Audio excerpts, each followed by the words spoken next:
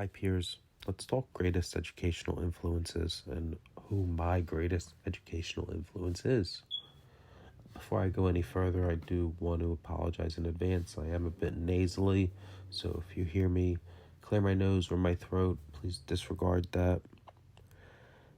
In terms of educational influences, I couldn't let this opportunity pass by without giving great praise to the judge, Judge Janine Pirro, current co-host of The Five on Fox News, former host of Justice with Judge Janine, a program where she delivered an impressive, informative, powerful opening statement every Saturday.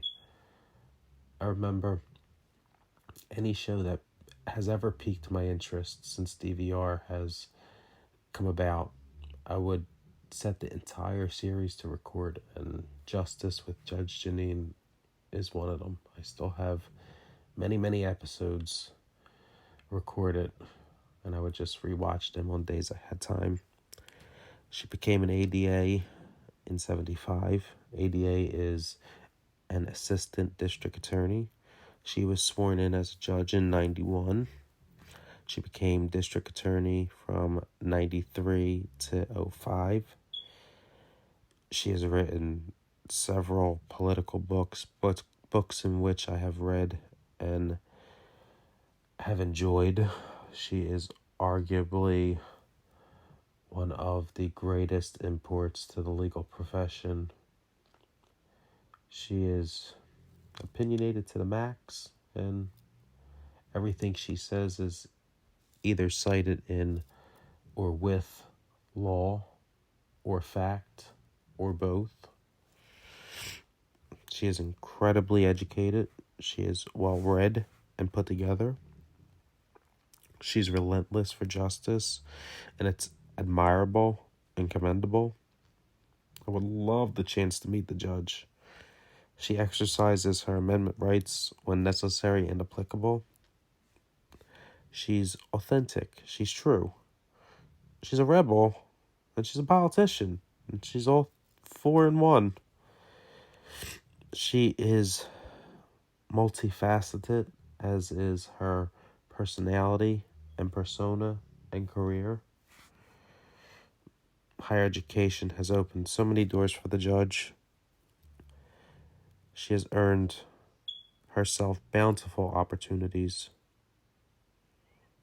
and earned and deserved. There should be an emphasis on both words.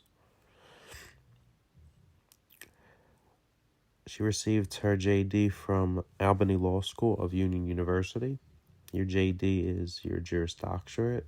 It is a degree in which you need to practice law.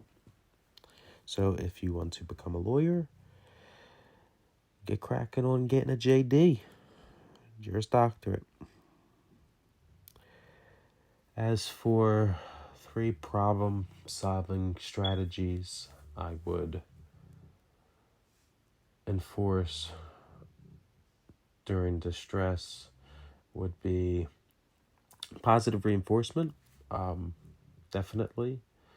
So all positive reinforcement is if you catch yourself doing something you shouldn't, you redirect your attention to something you should be, and then you reward yourself with a treat or a positive affirmation or whatever little thing it is that, tickles your fancy.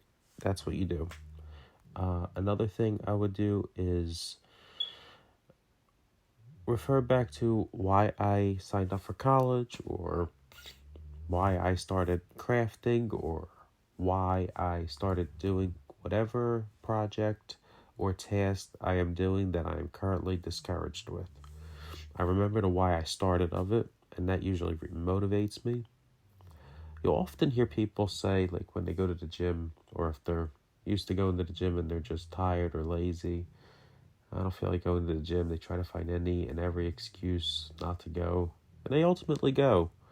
And when they're done, it's usually the best experience. So motivation and action, it's like we learned, motivation follows action. Do the said task and motivation usually tends to follow.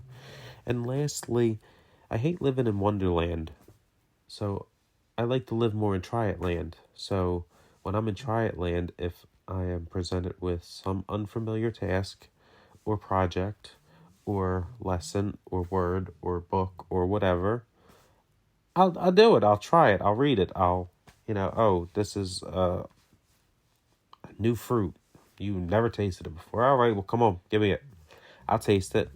If I hate it, I hate it. If I like it, I like it. But guess what? I can say I tried it.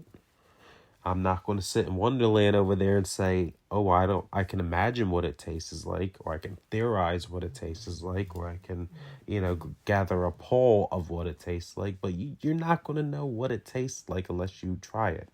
So, you know, reinforce that to where it's, where it applies. If it's a problem at school, it's a math problem, don't not try it. If you're hypersensitive to failing things, well, understand when you fail something, you have a starting point. You're not over there in Wonderland with a whole bunch of nothing. You don't even know where you're at. But the person that tried it, they have a starting point, and they know it's only onward and upward from here. Peers, I hope everybody uses or can relate or can understand and apply some things that I have had said and use it to their own